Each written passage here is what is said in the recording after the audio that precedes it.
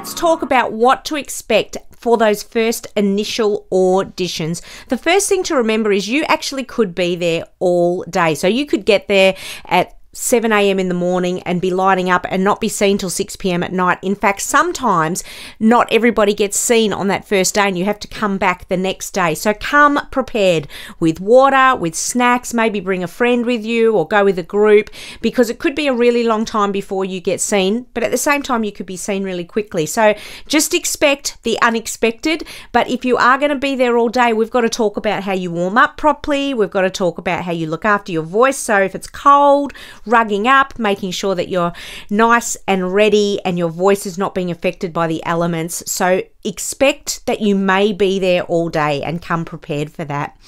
There also could be more than one audition. There's actually quite a few auditions in the audition process. So, for example, you may start out seeing a TV producer, walk into a room with a TV producer and a vocal coach, and if they like you and you go to the next round, this is even before TV cameras come into the room, you may go to another audition process where you see the head vocal coach and another TV producer, and then after that, you may go in to see the stars of the show, the star judges. And at that point is most likely where the filming of what you are doing will begin, but sometimes it doesn't always happen. So be prepared to sing those same songs quite a few times, and be also prepared that TV cameras may not be with you right at the beginning. There could be more than one audition. You may be called back the next day or in the near future. So I've also seen artists come in and singers come in and be told that was great, come back in 3 weeks' time. So be prepared for that as well. Your first initial audition will be super quick. Now, there's a couple of reasons for that. The first one is there's hundreds, maybe thousands to see in each state. I remember the days that I was doing the audition process that sometimes we were seeing 300 or 400 singers in a day. To listen to that many people in one day means that your audition may last from anywhere from 30 seconds to 2 minutes. Generally, you can tell if you're a vocal coach or a TV producer, you can tell from the moment people walk in the room and open their mouth in those first few seconds. We can tell, because we've been around singers for so long, what type of voice we're listening to, what type of person we're seeing. So you have to wow judges straight away. It's got to be quick. So you need to come in expecting, I might only get 30 seconds. Come with a song that really wows them straight away.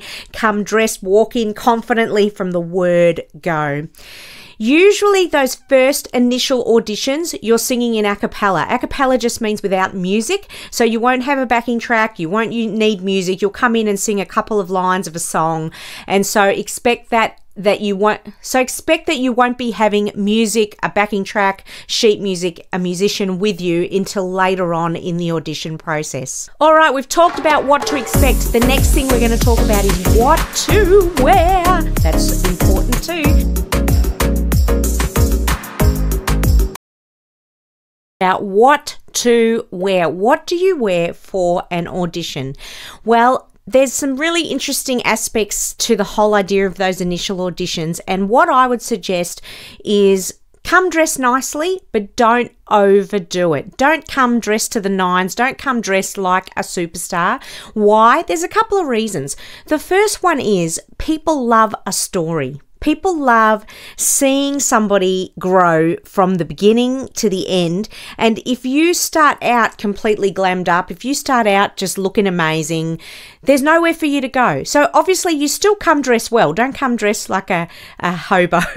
Come dressed as yourself, be authentic, dress nicely, but don't go over the top, because you want people to see the journey of being styled and turning into a superstar. People and producers need to see the journey, and it's not just a song, it's not just an artist that people are looking for. They're looking for the story, and there's some perfect examples of this you'll see in these first few pictures I show you. You'll know who this is. This is the amazing Susan Boyle.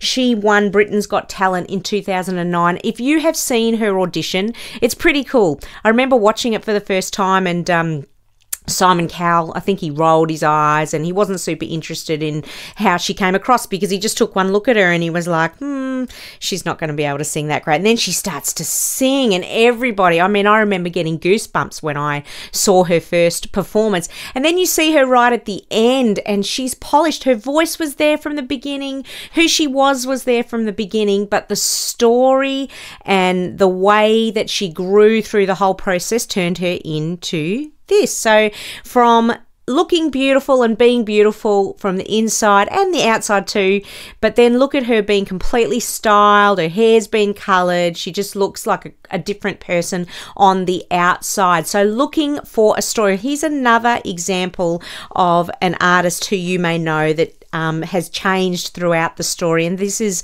Paul Potts. He won Britain's Got Talent in 2007. I'm not sure if you've seen the movie about his life, but it's quite moving. It's amazing. But if you look at him at the beginning here, you know, he's got different coloured hair, he's got crooked teeth, still was amazing, and people loved him because of not just his voice, it was because of the story. Then you look at him at the end and his teeth have been fixed and whitened, his hair's been coloured, still the same person, but the journey and the story is what people love to hear and see. So be thoughtful about what you wear.